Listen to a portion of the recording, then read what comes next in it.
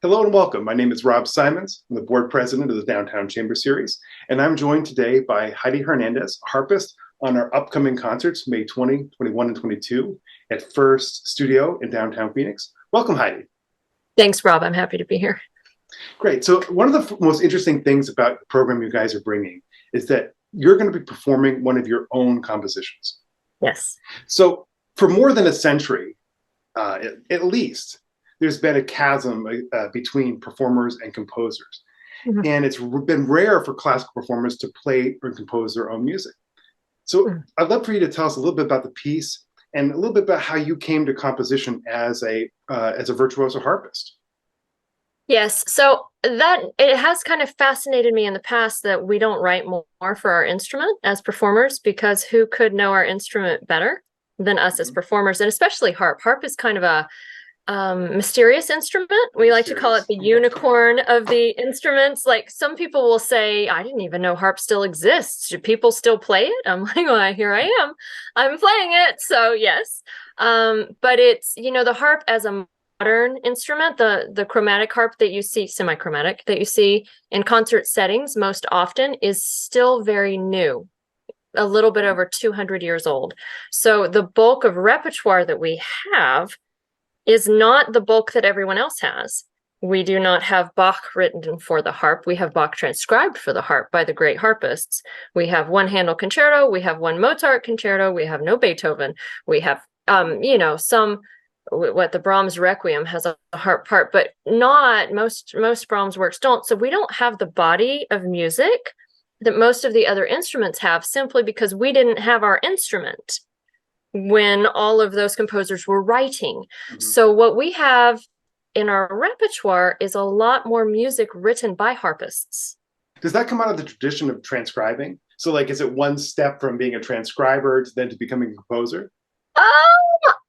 I always think it's kind of one of those necessity is the mother of invention kind of things. Like, we didn't have any music. We had this great new instrument. There was nothing to play on it. So your two options were, let's transcribe the great things they wrote for someone else, which is usually piano, because we're using 8 fingers. Pianists use 10 fingers, and it's kind of the same idea, although chromatically it's not the same at all.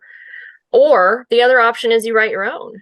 Mm-hmm. So a lot of our repertoire is written by harpists, and for good reason, right? So then as a harpist, at some point you kind of think, wait a second, if I'm playing a bunch of music written by harpists and I'm a harpist, why can't I write some music for this?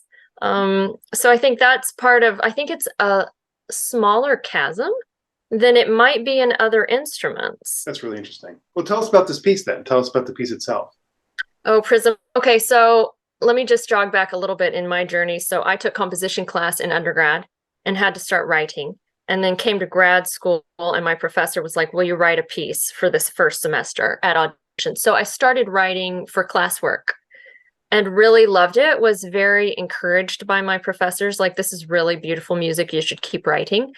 And so basically I've kept writing. I have sketchbooks. I like to write everything old school with a pencil on staff paper and sketch it out. And I think the most probably interesting thing about it is I do not like other people to play my music. Interesting. I will teach my students my music, but I don't want it taken and not portrayed correctly by other people. So I'm very picky with it, because I know how I want it to sound. Does that make sense? It does. So I guess then I'd ask, if you're reticent for other people to play your music, then but who are some of your big influences? I'm kind of an unusual person. Like, I would rather be different than everyone else than like everyone else. Mm-hmm. So if I approach like the Debussy dances, I played with orchestra a couple years ago, and the conductor said to me, can you give me a recording that you love how they play it? And I listened to all the recordings, and no offense to anyone, I didn't love the interpretation of anyone. And I just said to them, honestly, I don't like the way they play it. I like the way I play it. And so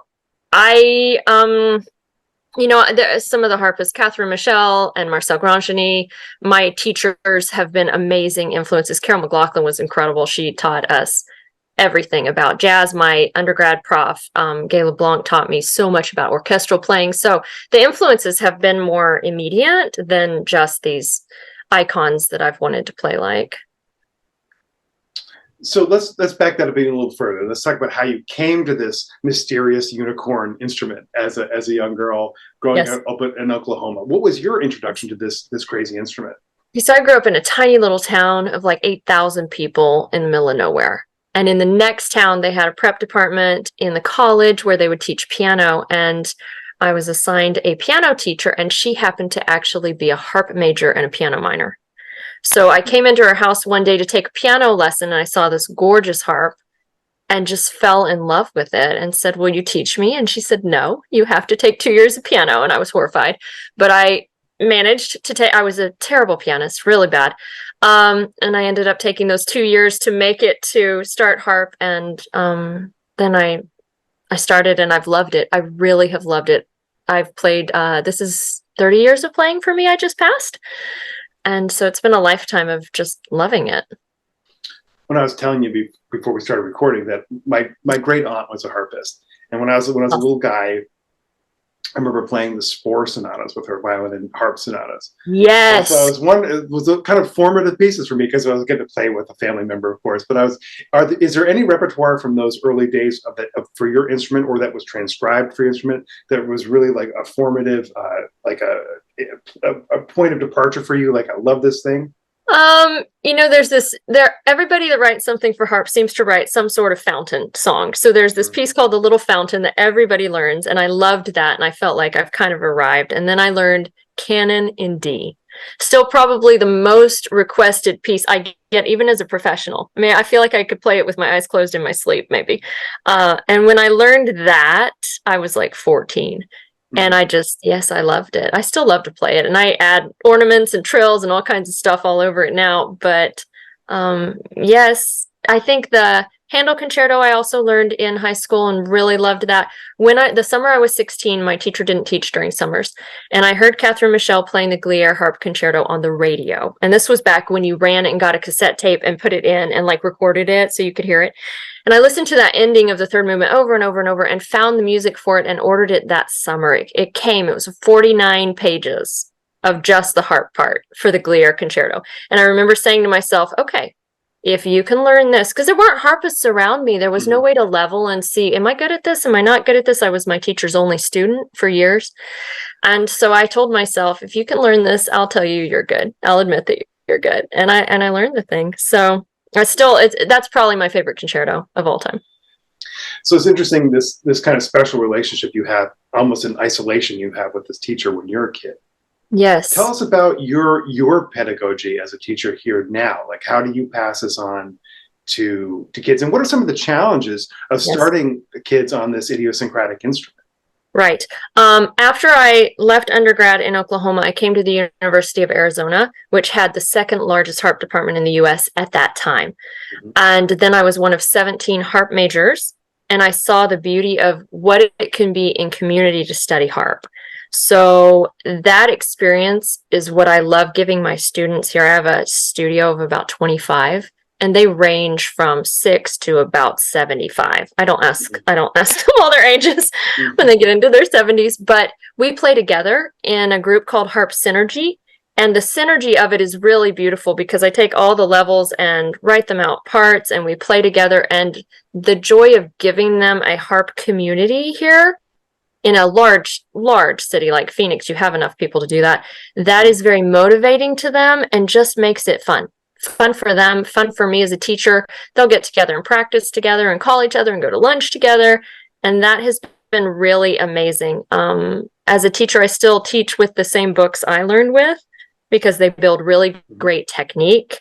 And I hear from the other harpists that I'm very picky about technique. I didn't really think I was until I realized they were like, you are so much pickier than I am. And I was like, oh. Okay. It's interesting. So you're saying that the instrument is relatively young. Yes. And you don't have this deep well of repertoire that the violin or the piano might have. Right. When did the harp become like a fully mature instrument technically? Like, when did the playing really get solidified in the way that you're talking about it now? So 1810 was the invention of the double action harp. So on the left side of the harp's neck, there's a mechanism that stops the string twice. And what that does is it lets us have flat, natural, and sharp capabilities for every single note on the harp. Whereas before, you only had the capability of flat and natural, or natural and sharp. So it was very, it was not chromatic at all. Now it is chromatic, but we're moving our feet all the time to change keys. And so that's where playing some of the piano repertoire is very difficult. They shift their hand and we have to do a tap dance. So it gets tricky. But yes, 1810 with the double action harp, and then the harpists of the 1800s. Our body of romantic music is beautiful. It's really wonderful. And that's where we have, the Debussy and the Ravel Concerti, and then we have all the harpists, Paris Alvarez, and we have the Spohr, and some really great works. So 1800s. Now people kind of don't know what to do with it because they write really, really strange things or things that don't quite work. Sometimes you find amazing music that's being written for it now. Mm-hmm. And one of those works is what I'll be playing with the bassoonist, with Doug, a gentleman named Bernard Andrès, who was born in 1941. So he's still living. Wonderful harpist, wonderful harp teacher, and writes beautifully for harp, both solo and ensemble. So I'm excited to pioneer that. Neither Doug nor I have played this piece before, and it's going to be amazing. So it's not normal for someone to have this much information on the tip of their tongue, I would say. But so you have a terminal degree in harp and some formal training in musicology. So could you just a little bit talk about your time at the University of Arizona, and what's it like to go that far in your education in music? Because I don't think some people think about, how you could go that far in college. It's true. People say you have a doctorate, and I say yes, and they say in what? And I'm like, harp. Like, you're kidding. It's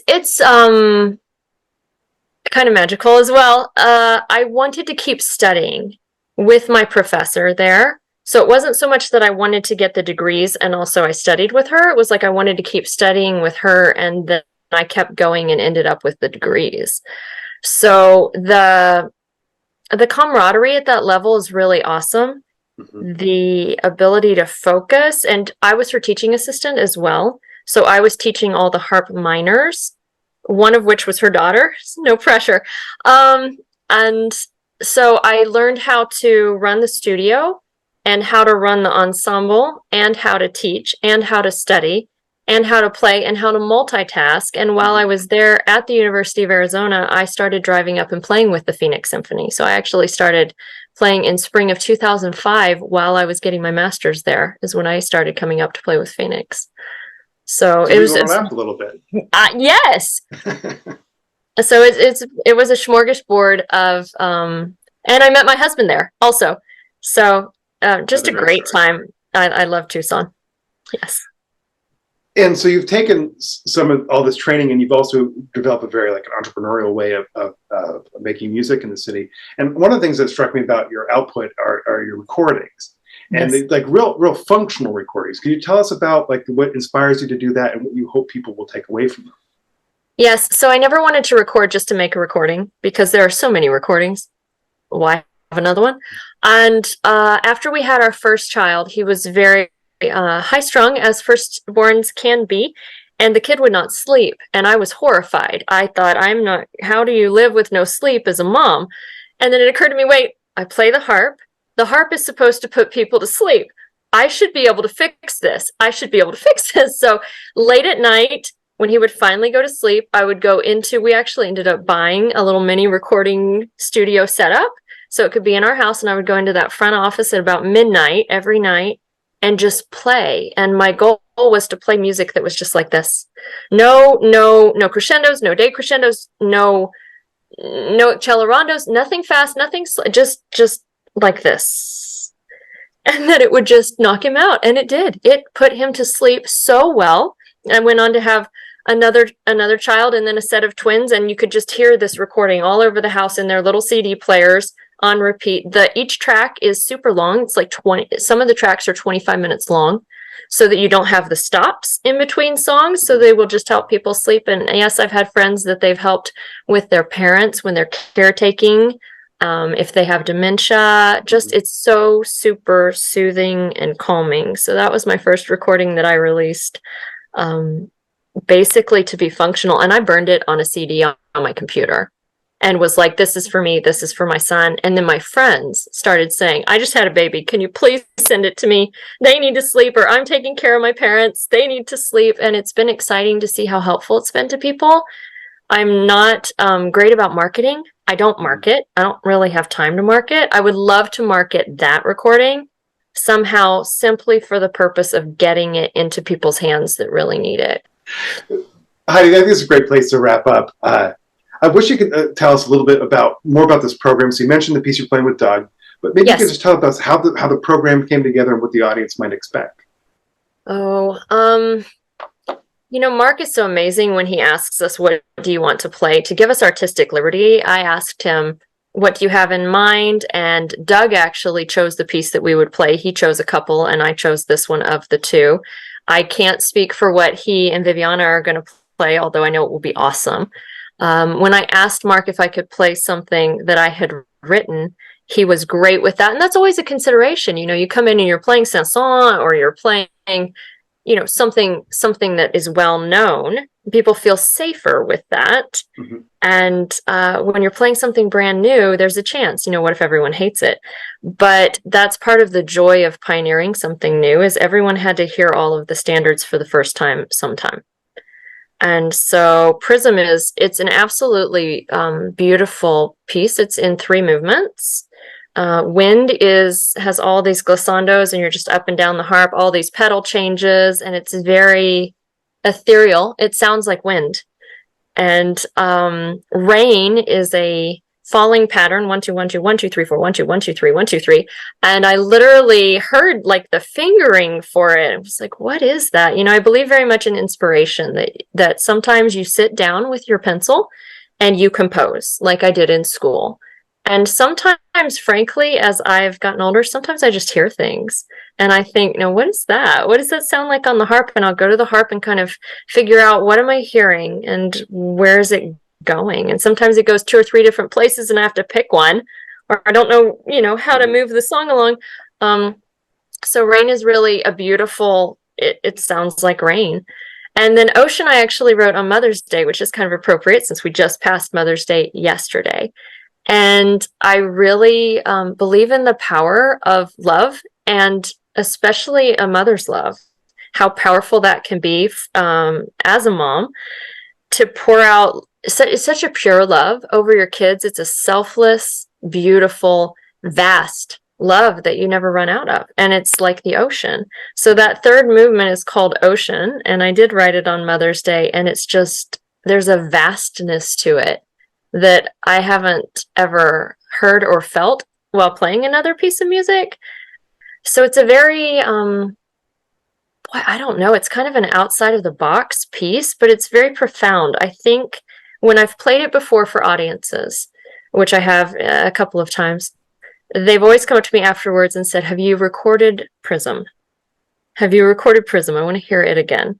So that's going to be a summer project once these concerts are over, to actually record Prism, because people want to hear it more, and I certainly don't mind playing it more. So it's a lot of fun. Well, with that beautiful sentiment, let's wrap this up. So again, thank you, Heidi. Thank you for making time to talk with me. The concerts are May Rob. 20. Yeah, of course. May 20, 21, and 22 at First Studio in downtown Phoenix at 7:30 p.m. And we'll put the link for the tickets in the link below, and we'll see you soon. Thank you so much.